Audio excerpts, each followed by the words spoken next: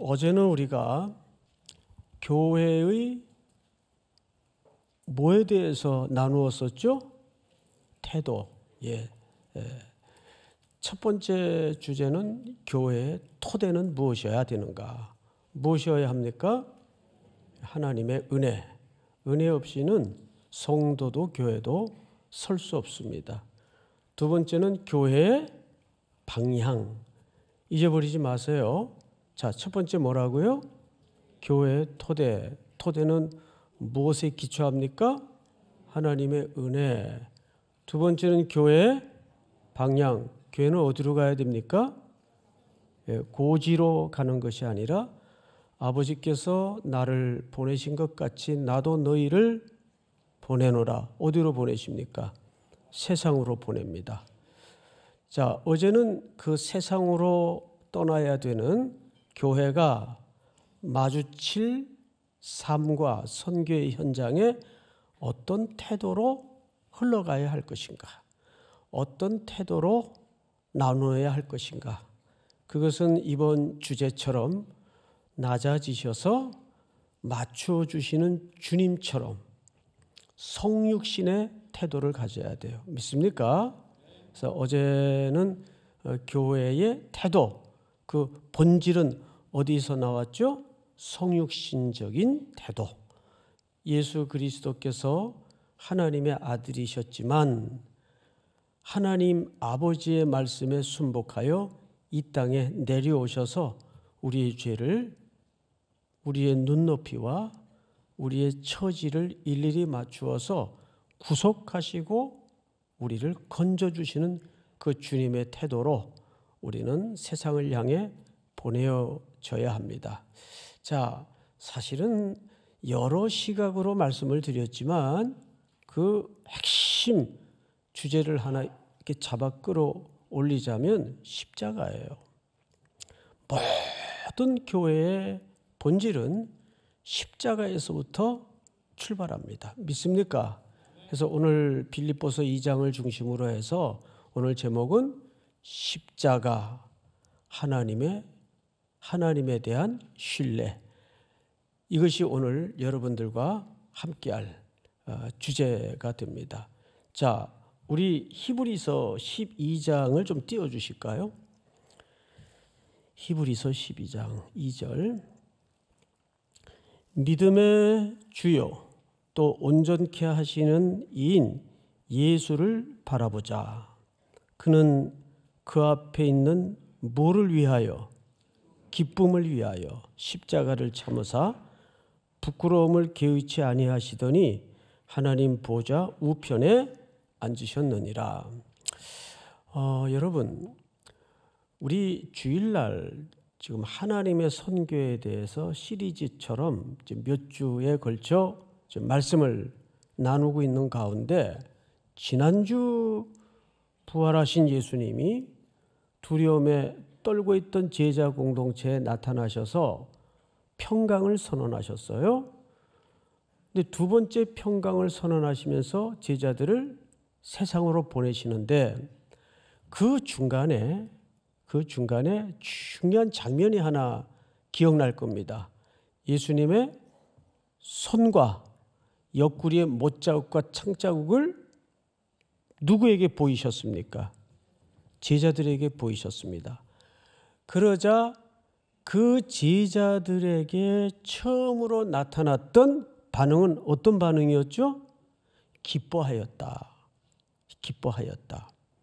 자, 물론 여러 시각이 있을 겁니다. 당연히 앞에 계신 분이 정말 그 십자가에 달려 고난을 받으시고 죽으신 그 예수님이 맞구나. 우리의 스승님이 맞구나.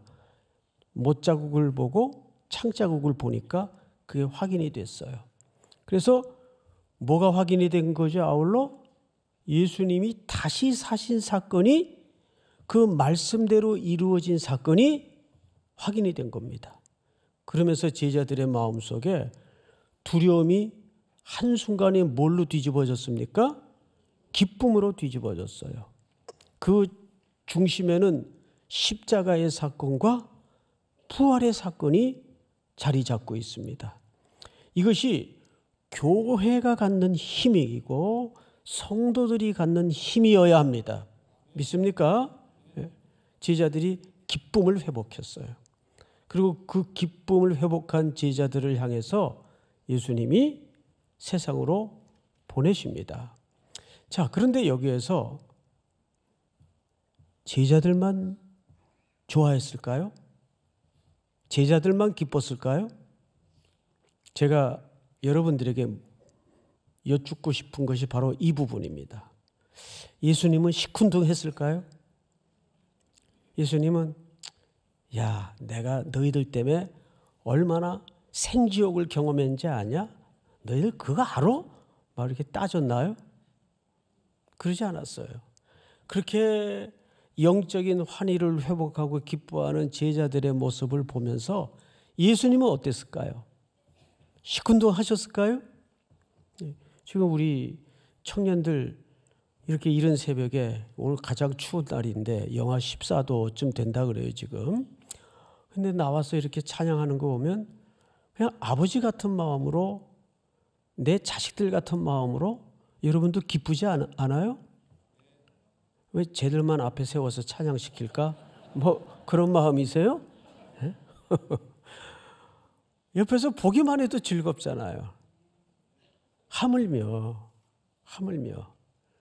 벌벌벌 떨고 있던 제자들이 얼굴에 웃음이 회복이 되고 서로 좋아서 그 기뻐하는 모습을 보고 예수님은 어떠셨을 것 같은가 그 말이에요.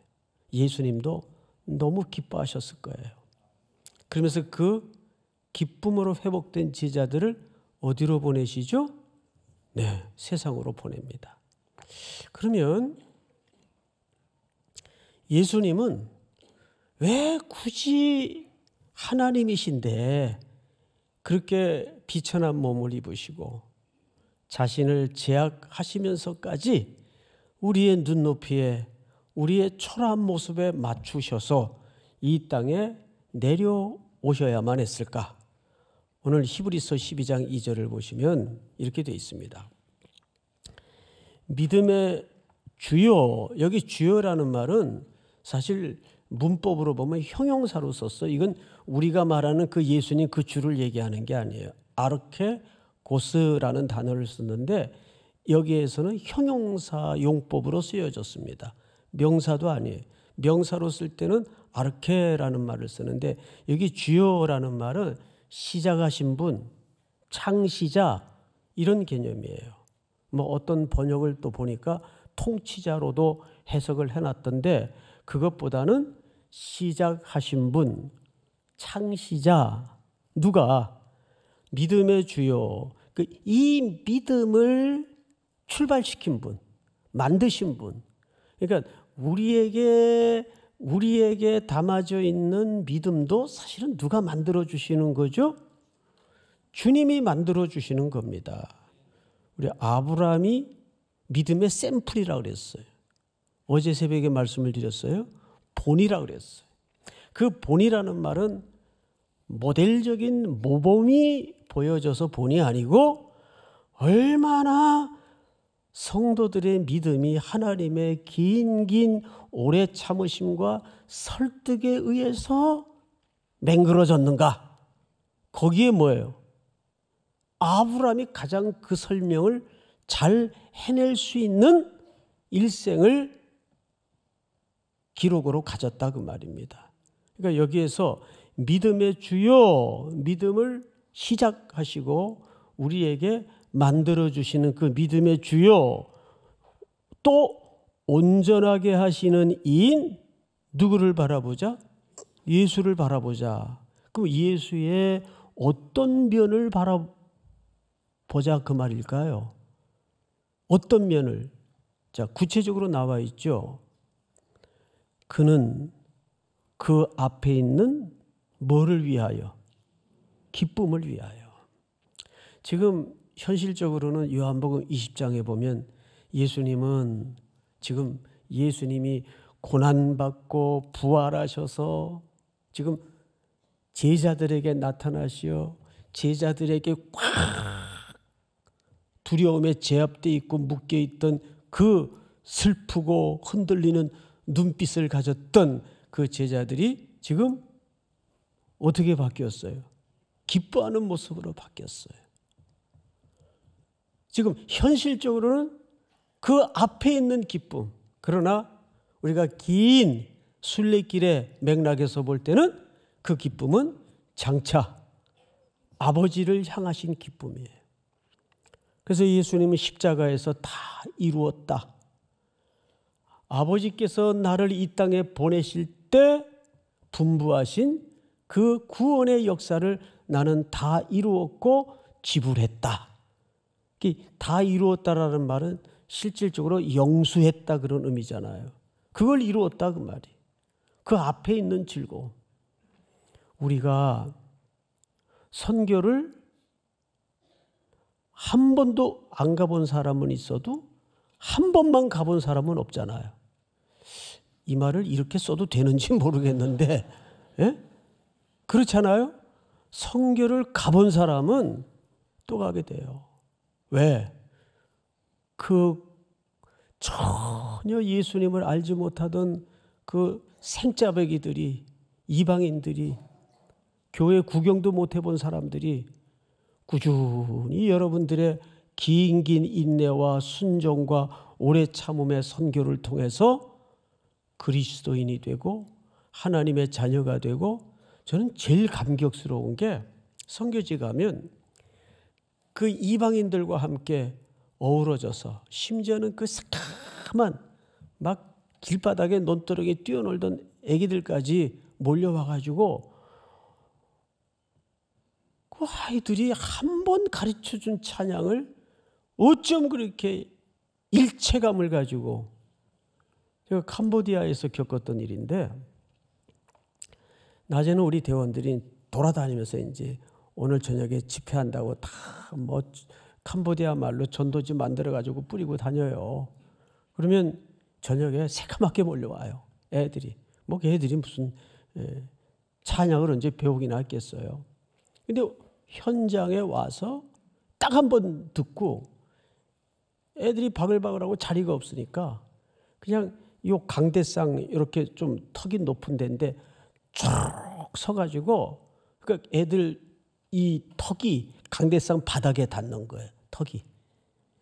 그래서 쪼르륵 서가지고 강대상에다 이렇게 턱을 받치고 앞에서 우리 POP 언니 형님들이 하는 찬양을 붕붕 뛰면서, 몸도 가벼우니까 얼마나 잘 뛰는지 몰라요. 찬양을 하는 거 보면 감동이에요. 이 사람도 그런 모습을 보면 참 기쁘고 환희스럽고 즐거울 텐데, 하나님이 이 광경을 하늘에서 주목하시면서 얼마나 기쁘겠어요. 뭐 별 감동들이 없으세요. 응? 하나님이 얼마나 좋아하실까요? 믿습니까? 그 맛을 경험한 사람은 한 번만 가고 끝날 수 없죠. 그 아까운, 세상적으로 판단할 때는 그 휴가를, 금쪽 같은 휴가죠, 써가면서 가는 겁니다. 오늘 그 기쁨을 얘기하는 거예요. 구원받는 자들이 하나님께로 돌아오는 귀로의 행렬을 보면서 또 하늘 보좌에서 아버지를 배울 그 기쁨을 앞에 두고 부끄러움을 개의치 아니하시더니, 오늘 본문을 보시면 이렇게 되어 있죠. 기쁨을 위하여 십자가를 참으사. 여러분, 이 십자가는 당시 어떤 형벌의 현장이었는가 하면 가장 악한 자들이 처형당하는 수모와 치욕의 현장이었습니다. 더구나 실질적으로는 모든 옷을 벗겨요. 그건 수치스러운 겁니다, 인간에게는. 그리고 침뱉음을 당하고 채찍에 맞고 뺨을 맞고 조롱을 당하고, 거기에 무기력하게, 물론 육신적인 고통도 고통이지만 예수님의 절규를 쟁쟁히 기억하십니까? 나의 하나님이여 나의 하나님이여 어찌하여 나를 버리시나이까. 두 번에 걸쳐 피 맺힌 절규를 토해냅니다. 예수님에게 진짜 고통은 육체적으로 밀려오는 고통도 고통이지만 더 가혹한 고통은 잠시라도 아버지와의, 그러나 그 당시에는 예수님의 시선에서 이게 잠시가 될지 영원히 될지 모르는 일 아니에요. 아버지와의 단절, 얼마나 아프겠어요. 내가 이렇게 내 아버지와 끊어지는가? 그 끊어지는 아픔. 삼위 하나님이 얼마나 서로를 사랑하시는 관계입니까? 서로 기뻐하시고 서로 배려하시고 서로 부둥켜 안고 존중하시고 사랑하는 관계 아니에요. 그런데 그 공동체에서 아드님은 보내어져서 십자가의 고난을 겪으시고 이제 그 공동체에서 떨어져 나가야 되는, 아버지로부터 버림받아야 되는 나의 하나님이여 나의 하나님이여 어찌하여 나를 버리시나이까. 이 절규를 여러분 덤덤한 마음으로 읽을 수가 없는 거죠. 그런데 누가복음 23장을 한번 띄워주실까요? 23장에 보시면 예수께서 큰 소리로 불러 이르시되 내 아버지여 내 영혼을 아버지 손에 뭐하나이다? 부탁하나이다. 아주 중요한 표현입니다. 근데 이 표현 우리 고난주간 때마다 보잖아요. 읽지 않습니까? 근데 어떻게 이해하고 계세요? 바로 이 대목이 예수 그리스도께서 하나님의 아들로서 자기의 하나님께로부터 그 삼위 공동체로부터 떨구어져 나가는 이 가혹한 순간에도 누구에 대한 신뢰를 놓지 않았습니까? 그렇습니다. 아버지에 대한 신뢰를 놓지 않았습니다. 이것이 성도들이 하나님 앞에 살아내는 힘의 원동력입니다. 아버지에 대한 신뢰를 놓지 않았어요. 이 신뢰에 하나님은 어떻게 보답하셨고 어떻게 응답하셨습니까? 우리 빌립보서 2장을 한번 띄워보실까요? 오늘 본문이니까 그냥 읽읍시다. 5절부터 제가 좀 읽겠습니다. 너희 안에 이 마음을 품으라. 곧 그리스도 예수의 마음이니 그는 근본 하나님의 본체시나 하나님과 동등됨을 취할 것으로 여기지 아니하시고 오히려 자기를 비워 종의 형체를 가지사 사람들과 같이 되셨고, 하나님이 피조물의 몸을 입고 오시는 사건입니다. 이론적으로 논리적으로 설명이 안 되죠.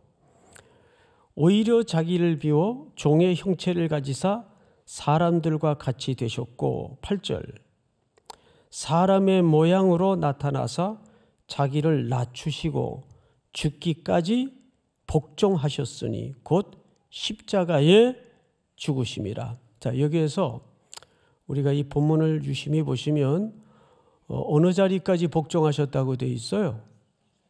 죽기까지 복종하셨다고 되어 있어요.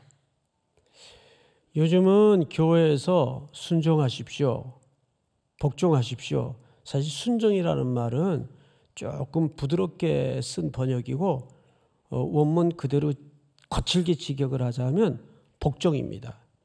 그런데 교회에서 요즘 그렇게 하면 요즘은 권위가 무너진 시대라 성도들이 말 듣나요? 지금이 어느 시대인데 저따위 이야기를 해. 근데 이것은 우리 교육자들서부터 또 교회 리더십이 반성해야 될 문제입니다. 여기에는 사실 오랜 시간 동안 누적된 반감이 자리 잡고 있습니다.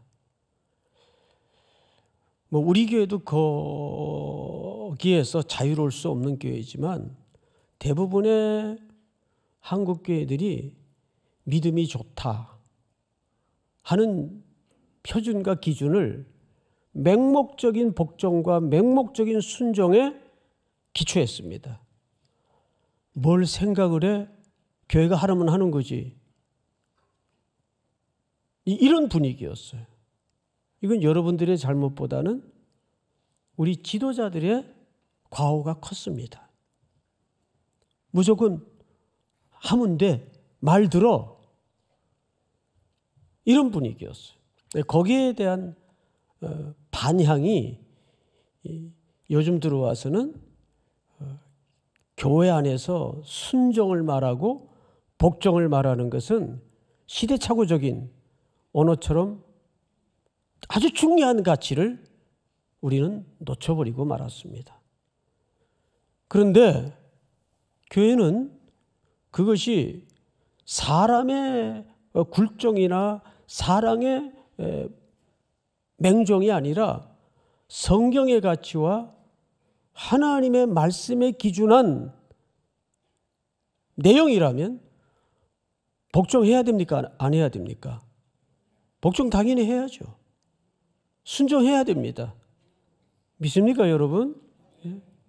그러나 이것이 혹 사람에 대한 맹종으로, 제자훈련도 마찬가지예요.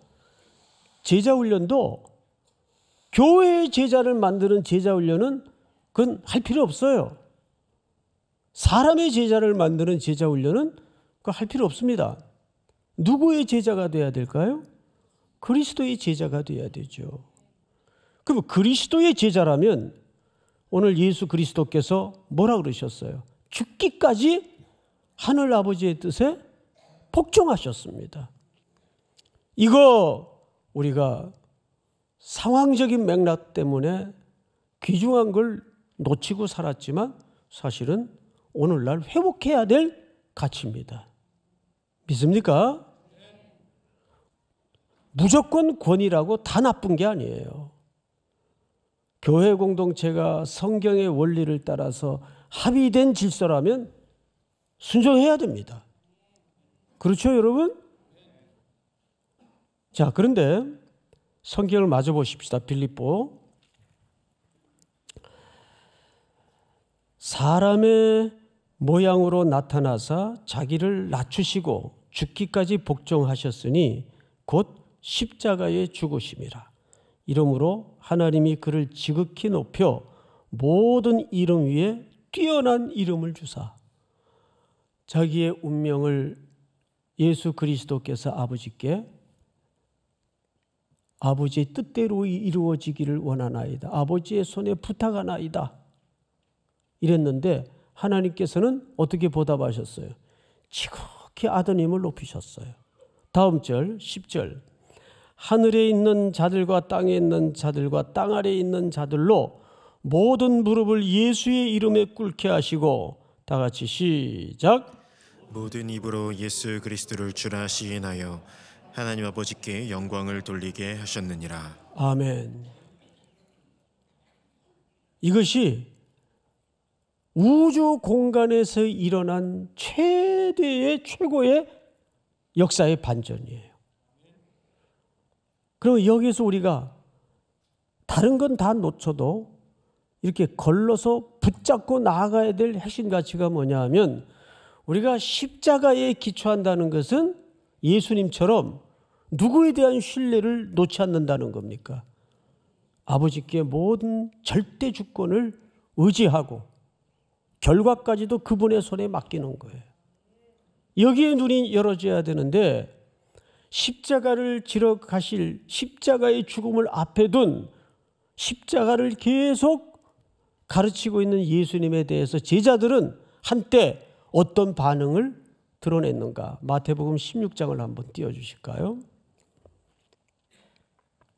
베드로가 예수를 붙들고 항변하여 이르되, 주여 그리 마옵소서, 이 일이 결코 주께 미치지 아니하리이다.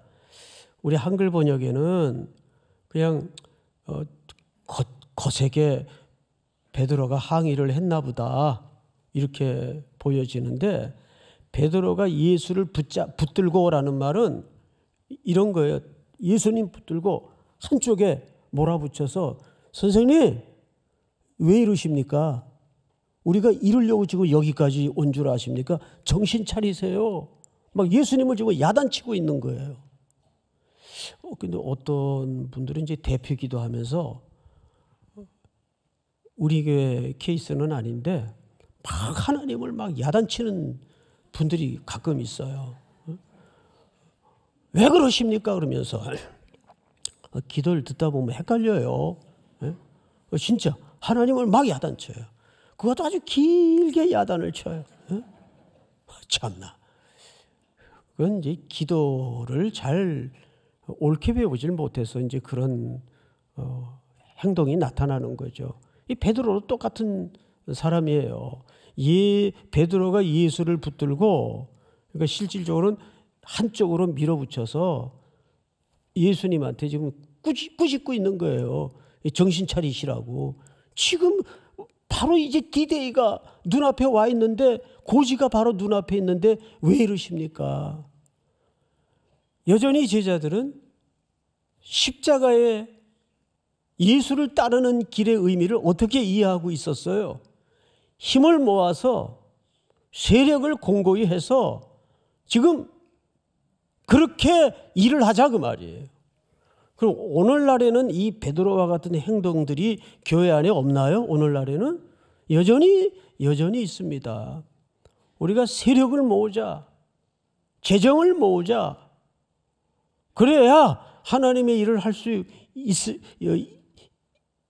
하나님의 일을 더 좀 효율적으로 할 수 있을 것 아니냐? 이게 소위 뭐예요? 능력 종교예요. 능력 종교. 이것이 나치 시대의 독일 교회가 넘어졌던 큰 시대적 과오였습니다. 그래서 그 당시 그 독일 교회 십자가에 걸린 예수님 상을 지금도 이렇게 구글링해서 보면 웃기지도 않아요. 막 예수님이 갑바가 나오고 왕자가 그려져 있고 장난 아니에요. 그게 그 시대상을 얼마나 잘 표현해 주는지 소름 끼칠 정도로, 그 당시 십자가의 모양은 예수님이 달린 그림이 전부 그래요. 독일 교회가 히틀러라는 시대 정신에 야합한 거죠. 가늠한 처녀와 같은 착오를 일으킨 겁니다. 이것이 오늘 교회에도 얼마든지 속고 있을 수가 있어요. 우리 그 다음 절을 한번 볼까요? 예수께서 돌이키시며 베드로에게 이르시되 사단아 내 뒤로 물러가라. 너는 나를 넘어지게 하는 자로다. 네가 하나님의 일을 생각하지 아니하고 도리어 누구의 일을 생각하는도다. 사탄의 일을 생각하는도다.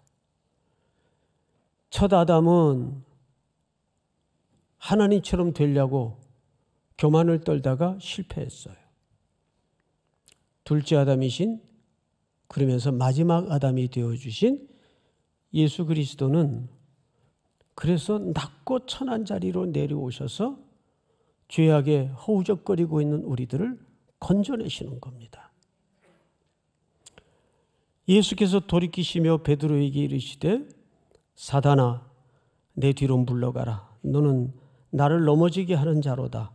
네가 하나님의 일을 생각하지 아니하고 도리어 사람의 일을 생각하는도다 하시고, 끝까지 말귀 못 알아듣는 제자들.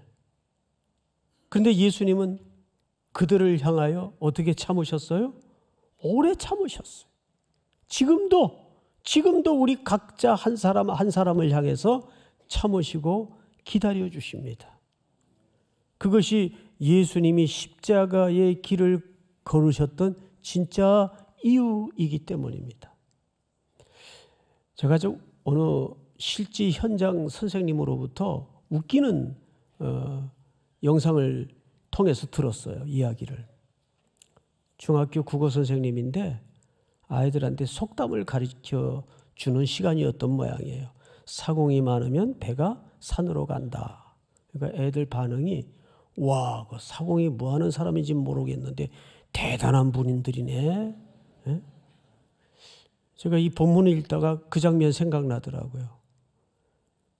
제자들은 끊임없이 이 길의 의미에 대해서 못 알아들었어요. 다음 절 한번 볼까요?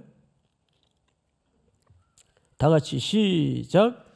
이에 예수께서 제자들에게 이르시되 누구든지 나를 따라오려거든 자기를 부인하고 자기 십자가를 지고 나를 따를 것이니라. 네, 여기 부인하다라는 말은 자기 자신을 향해서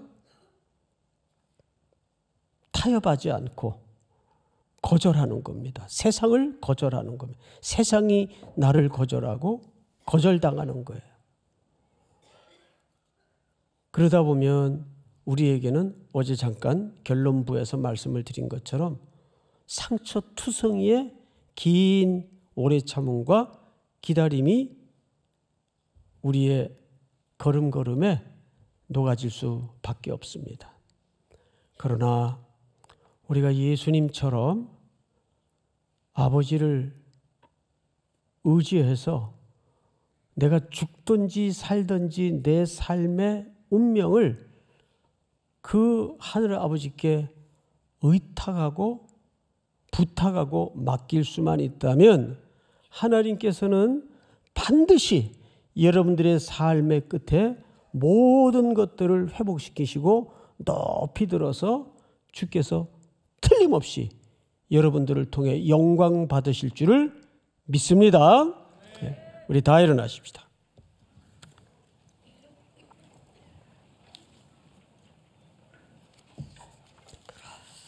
모든 능력과 모든 권세,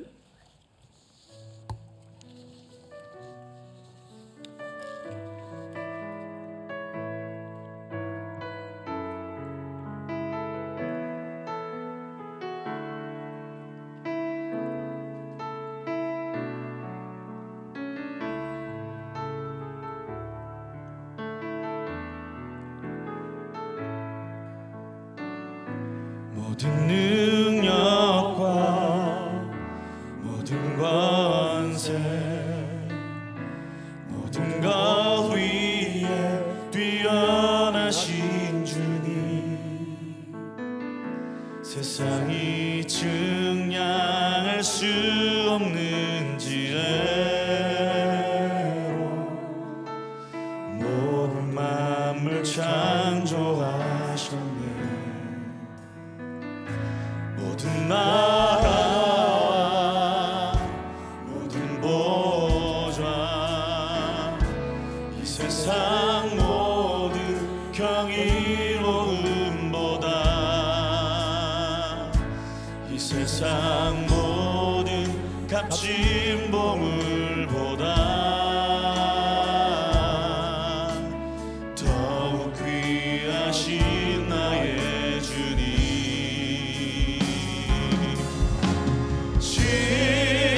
십자가 고통당하사 버림받고 외면당하셨네. 짓밟힌 장미꽃처럼 나를 위해 죽으셨네. 십자가